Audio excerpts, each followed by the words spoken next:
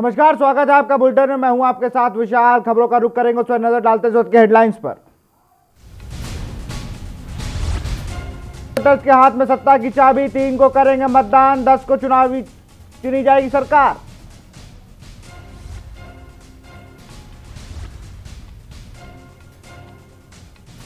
सीमाएं सील, अब एक दिन सिर्फ घर घर प्रचार।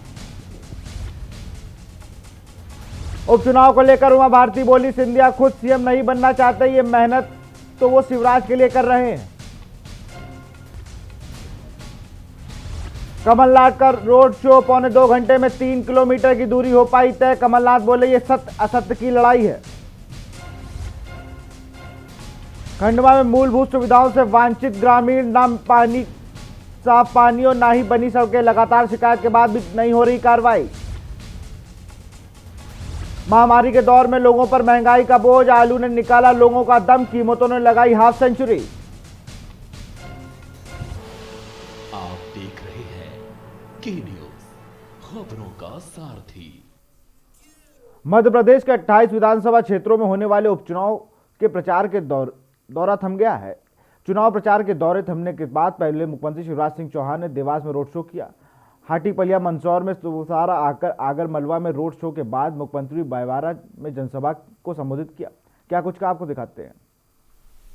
के साथ व्यापार करें और रास्ते में कोई बाधा ना रहे, इसका इंतजाम करेंगे। आज हमारे मंच पर राजमाता साहब देवास जी भी हैं, दीपक जी भी हैं, हमारे जिलाध्यक्ष और पूरा वरिष्ठ नेतृत्व है।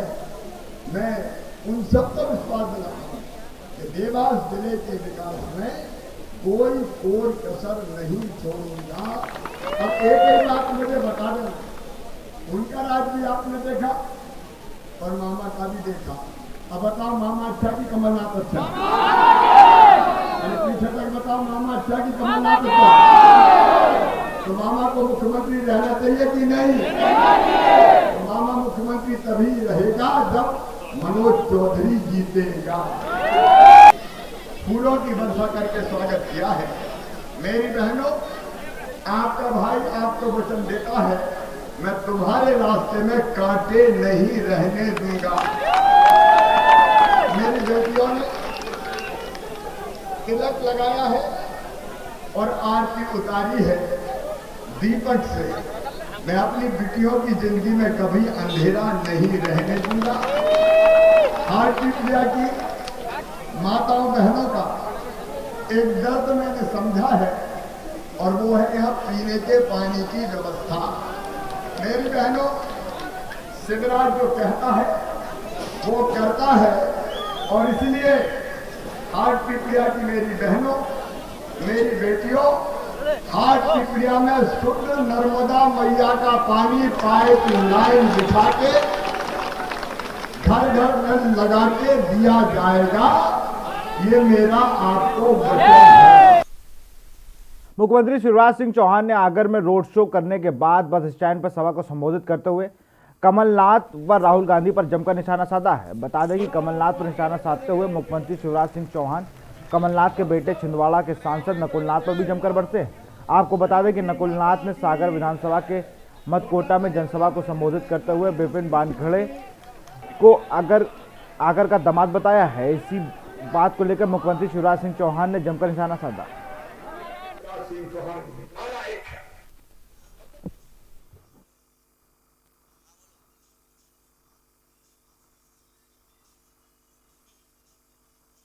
बड़ी भाषा से आगे की मां बहनों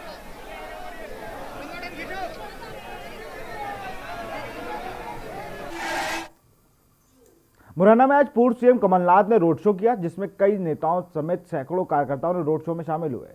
शहर के डीसीसी कार्यालय से रोड शो शुरू किया गया। बता दें कि मुरैना विधानसभा से कांग्रेस प्रत्याशी राकेश मवई के समर्थन में ये रोड शो किया गया। कमलनाथ ने जनता से कांग्रेस को जिताने की अपील भी की।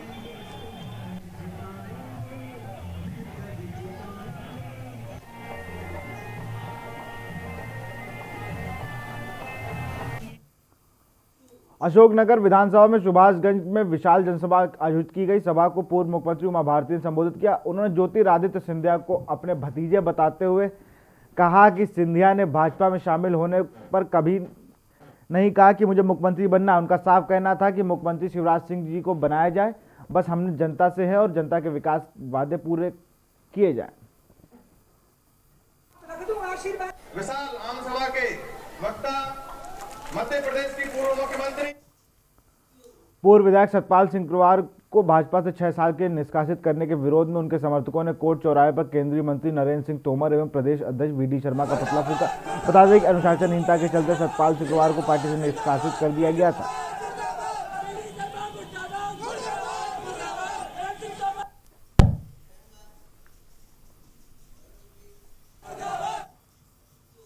मुरैना पॉलिटेक्निक कॉलेज में गांव के कोटवारों की ड्यूटी पॉलिटेक्निक कॉलेज में लगाई गई है, जिसको तहत उनको निर्वाचन की सामग्री ले जाकर गांव-गांव ले जाना था।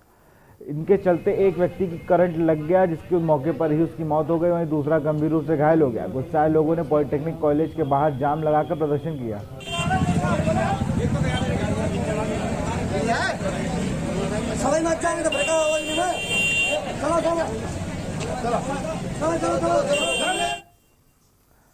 अलीराजपुर शहर में यातायात विभाग द्वारा बिना नंबर प्लेट लगे वाहनों के खिलाफ अभियान चलाया गया, जहां पर वाहनों को चालान काटने के बजाय उनकी गाड़ियों को नंबर प्लेट लगवाई गई। यह कार्रवाई त्योहारों को देखते हुए एसपी और अतिरिक्त पुलिस अधीक्षक के निर्देश पर की गई। वहीं वाहन चालकों के मुताबिक अभी तक शोरूम से नंबर प्लेट नहीं दी गई है, तो कहीं ना कहीं वहां फाइनेंस कराए थे, जिसका खामियाजा लोगों को भुगतना पड़ रहा है।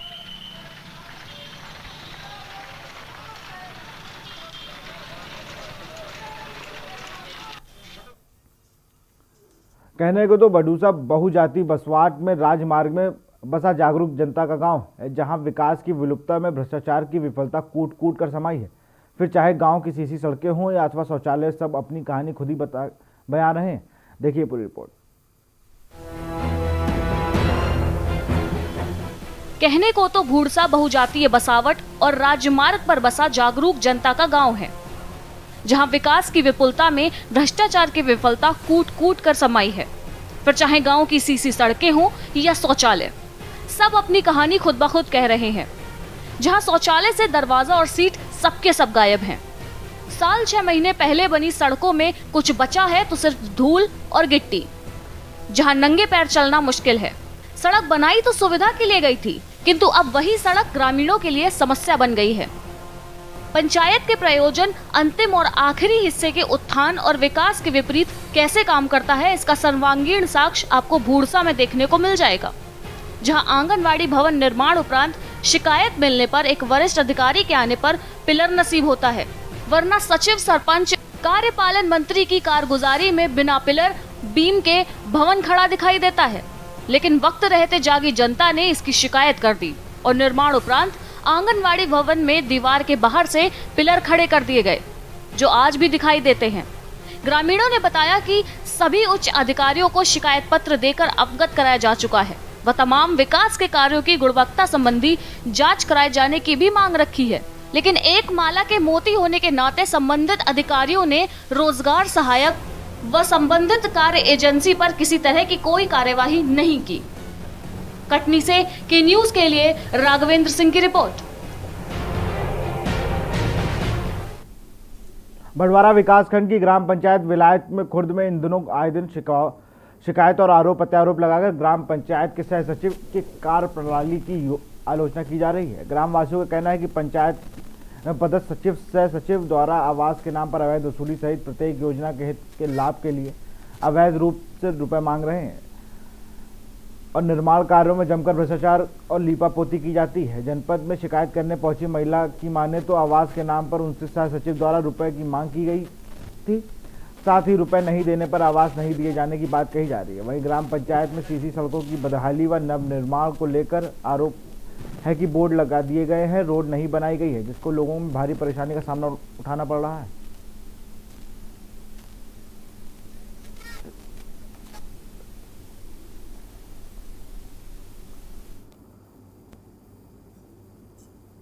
खबर शाजापुर से है, जहां एक नर्स ने एक मरीज के साथ अभद्रता करते हुए डॉक्टर को भगवान का रूप मानने जाने वाले कथन को गलत साबित कर दिया। आपको बता दें कि शाजापुर जिला अस्पताल में एक मरीज ने जब नर्स से किसी काम के लिए कहा तो मैडम ने मरीज से अभद्रता करते हुए उसे धुतकार दिया, साथ ही कई अशब्द भी कहे। इस बात पर शिकायत जब जिला चिकित्सालय अधिकारी को की गई तब नर्स ने कहा कि वो मेरे क्या कर लेंगे। वहीं civil line surgeon Subhash Gupta के पास मैडम की शिकायत करने पर उन्हें भी कार्रवाई करने के निर्देश दिए गए।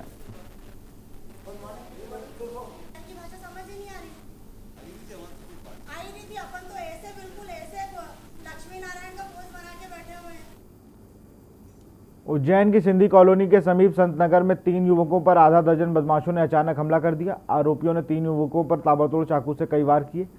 हमला करने के बाद आरोपी मौके से भाग निकले। गंभीर रूप से घायल 3 युवकों में से एक युवक की निजी अस्पताल के बाहर मौत हो गई। परिजनों का आरोप है कि अस्पताल प्रबंधक ने इलाज करने से इनकार कर दिया था, जिसके चलते घायल ने दम तोड़ दिया। अचानक हुए घटनाक्रम से क्षेत्र में सनसनी फैल गई है। वहीं अतिरिक्त पुलिस अधीक्षक अमरेंद्र सिंह ने जानकारी देते हुए बताया कि घटना के संबंध में प्रारंभिक जांच सामने आई है। फिलहाल पुलिस ने मामले की जांच शुरू कर ली है।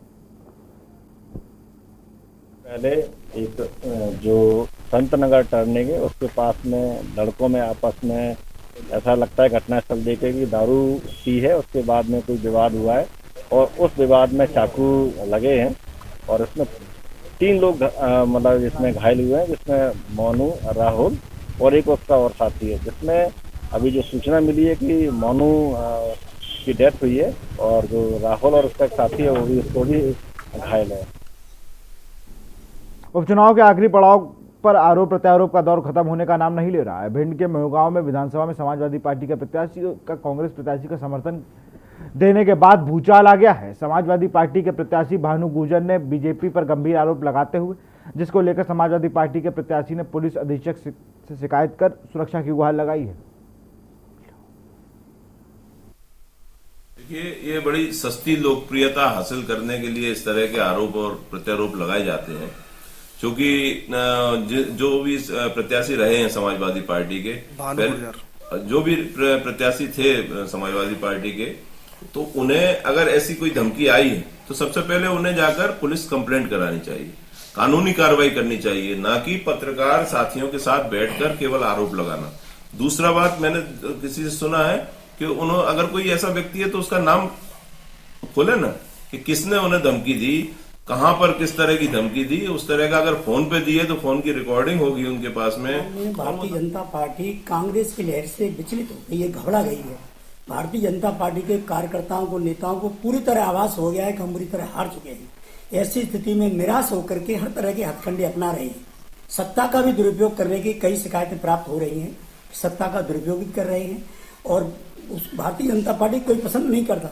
समाजवादी के चुनाव चिन्ह पर चुनाव लड़ने वाले भानु प्रताप सिंह गुर्जर हमारे अखिल भारतीय राष्ट्रीय कांग्रेस के जो बड़े नेता हैं, सचिन पायलट जी राजस्थान उप मुख्यमंत्री रहे, प्रदेश अध्यक्ष रहे, उनका व्यक्तित्व महान है। देश की आज़ादी को 73 वर्ष पूर्ण हो चुके हैं, लेकिन आज भी गांव के मूलभूत सुविधाओं से वंचित है। जी हां, हम बात कर रहे हैं पंधाना विधानसभा के ग्राम कलजा खेड़ी का, जो 6 गांव माखन जनपद पंचायत के अंतर्गत आता है, जहां के रहने वाले लोग अनेक सुविधाओं से वंचित चल रहे हैं। देखने से पता चलता है कि यहाँ कितना विकास हुआ है। ग्राम कालजा खेड़ी में ना पीने का साफ पानी है और ना ही सड़क बन पाई है। ग्रामवासी सरपंच एवं सचिव से बेहद त्रस्त हो चुके हैं। एक और सरकार विकास के नाम पर खूब सारे वादे करते हैं, तो वहीं दूसरी तरफ सरकार के नुमाइंदे ग्राम विकास में सहयोग करने के बजाय अनदेखी कर रहे हैं। अगर ग्राम में कोई समस्या आती है तो सचिव के मोबाइल से संपर्क किया जाता है। बदहाली का जीवन जी रहे ग्रामवासियों ने मीडिया कर्मियों को अपना दुखड़ा सुनाया। इस गांव में लोगों को पेयजल, लाइट, सामग्री, शौचालय की कमी वंचित नजर आए। पेयजल की विकराल समस्या यह देखी गई। पेयजल योजना में आज तक चालू नहीं हो पाई है, जिस कारण पीने के पानी में महिलाओं को दूर दराज से लाना पड़ता है। वहीं गांव में का कहना है कि 5 हैंडपंप हैं, जिसमें मात्र एक ही चालू है। सरकार के नुमाइंदे द्वारा इस ग्राम समस्याओं को अनदेखी क्यों की जा रही है, यह एक बड़ा सवाल है।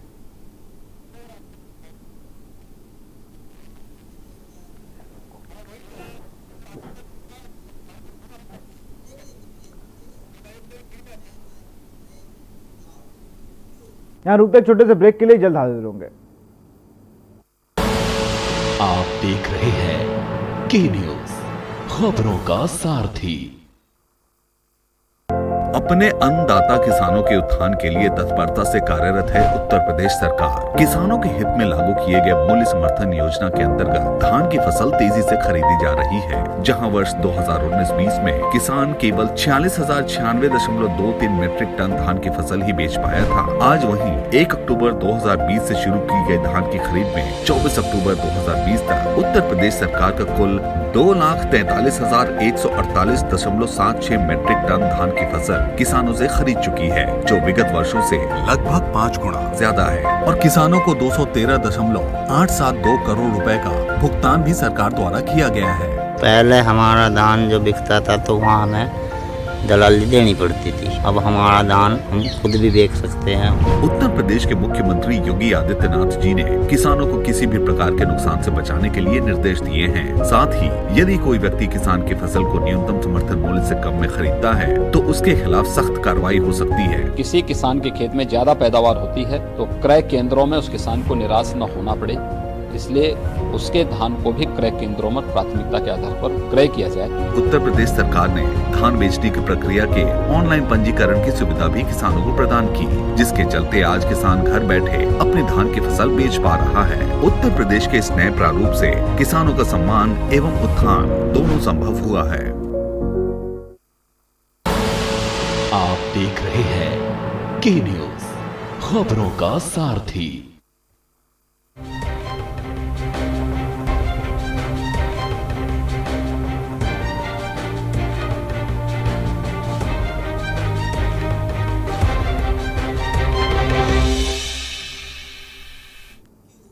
ब्रेक के बाद आपका स्वागत है। रुक करते हैं खबरों का। रतलाम में जवारा से दिल दहला देने वाली खबर सामने आई है। बता दें कि एक गर्भवती महिला का ब्लड ग्रुप एक निजी जैन पैथोलॉजी लैब में जांच करवाया गया तो बी नेगेटिव आया, तो उसी महिला का जवारा सरकारी अस्पताल में जांच करवाया गया तो बी पॉजिटिव आया।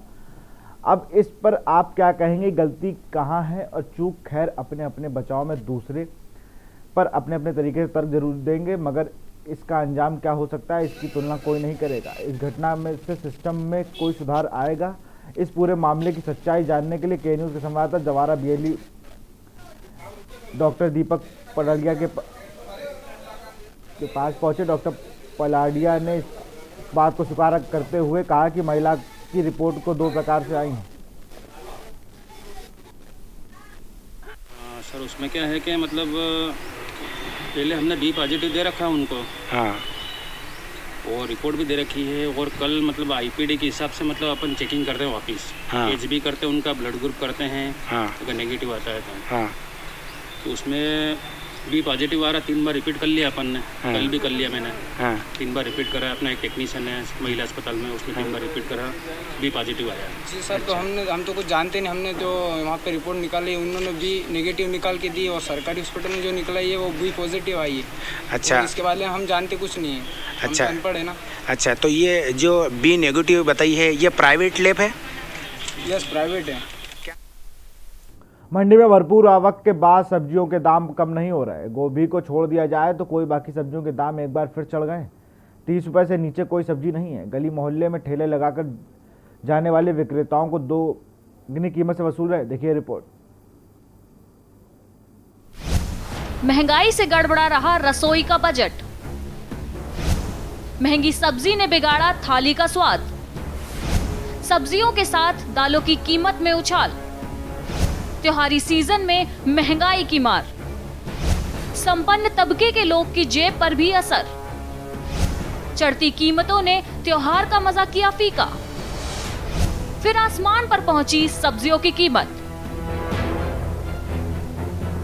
सब्जियों के साथ साथ दालों की कीमत में भी जबरदस्त उछाल आने से रसोई का बजट बिगड़ गया है। त्योहारी सीजन में महंगाई की मार इस कदर पड़ रही है कि गरीब ही नहीं, संपन्न तबके के लोगों की जेब पर रसोई का खर्च भारी पड़ रहा है। सब्जी के साथ साथ दाल की चढ़ती कीमतों ने त्योहारी सीजन का मजा फीका कर दिया है। लॉकडाउन की मार से उबरने की जद्दोजहद में लगे आमजन की कमर दालों व आलू प्याज के साथ साथ अन्य सब्जियों की महंगाई ने तोड़ दी है। बड़ी महंगाई ने गृहिणियों की छोटी मोटी बजट पर ग्रहण लगा दिया है। जिन घरों में सब्जी के साथ दाल बनाने का चलन था, वहां अब एक सब्जी से काम चलाया जा रहा है। दालों के दाम प्रति किलोग्राम। उड़द वर्तमान 130 रुपए किलो, पूर्व 110 रुपए किलो। अरहर वर्तमान 130 रुपए किलो, पूर्व 110 रुपए किलो। मलका वर्तमान में 100 रुपए किलो, पूर्व में 80 रुपए किलो। मूंग वर्तमान 110 रुपए किलो, पूर्व 100 रुपए किलो। मसूर 110 रुपए किलो, पूर्व में 90 रुपए। चने की दाल वर्तमान में 70 रुपए किलो, पूर्व में 60 रुपए किलो। छोले 100 रुपए किलो, पूर्व में 80 रुपए किलो। रिफाइंड वर्तमान में 110 रुपए प्रति लीटर, पूर्व में 90 रुपए प्रति लीटर। सरसों का तेल 130 रुपए प्रति लीटर, वहीं पूर्व में 110 रुपए लीटर। आटा वर्तमान में 20 रुपए किलो, पूर्व में 16 रुपए किलो। सब्जियों के दाम प्रति किलोग्राम। आलू वर्तमान में 50 रुपए किलो, पूर्व में 35 रुपए। प्याज वर्तमान में 60 रुपए किलो, पूर्व में 50 रुपए किलो। टमाटर 50 रुपए किलो, पूर्व में 40 रुपए किलो। भिंडी वर्तमान में 40, पूर्व में 30 रुपए किलो। लहसुन वर्तमान में 120, वहीं पूर्व में 100 रुपए किलो। महंगी परवल है, 70 रुपए किलो। और बैगन है, महंगा। मेथी महंगी है, और इससे सेम महंगी है। आलू जैसे आलू है, और करू करेला। क्या भाव है आलू? और ये मटर महंगी है। आलू क्या भाव है? आलू 50 की है। और गोभी? गोभी है 80 रुपए किलो। 80 रुपए किलो। और मटर? परवल? 70 रुपए किलो। मटर 200 रुपए किलो है। प्याज? 70 रुपए किलो। आलू और प्याज जो कुछ सब्जियों के दाम बढ़े हैं, इसमें कहीं ना कहीं बिचौलिए या भंसारियों का सिस्टम है। नहीं, इतना आलू के दाम, अब किसान को बोने का समय आ गया है तो आलू के दाम बढ़ने नहीं चाहिए। आलू के दाम किसान अब स्टोर से निकाल के बाजार में खरीदता है तो वो घटने चाहिए। आलू 40 रुपए 50 रुपए किलो बिक रहा है। महंगी सब्जी है तो कस्टमर पहले 2 किलो 1 किलो लेता था, वो पाव भर आधा किलो लेता है। महंगी सब्जी मिलती है, जैसे मिलती है वैसे हम लोग बेचते हैं। आलू महंगा है, प्याज महंगी है, भिंडी महंगी है, टमाटर 60 रुपए किलो। मंडी में भरपूर आवक के बाद भी सब्जियों के दाम कम नहीं हो रहे हैं। गोभी को छोड़ दिया जाए तो बाकी सब्जियों के दाम एक बार फिर चढ़ रहे हैं। 30 रुपए से नीचे कोई सब्जी नहीं है। गली मोहल्लों में ठेला लेकर जाने वाले विक्रेता लोगों से दुगनी कीमत वसूल रहे हैं। ऊंचे भाव के कारण मध्यम वर्ग के परिवारों की थाली से ज्यादातर हरी सब्जियां गायब हो चुकी हैं। बाजार में जाकर सब्जी खरीदने के बारे में उन्हें कई बार सोचना पड़ रहा है। 10 दिन पहले तक जिस सब्जी की कीमत 40 से 50 रुपए किलो थी, वह अब फिलहाल इस बुलेटिन में इतना ही। देखते रहिए के न्यूज़ इंडिया। नमस्कार।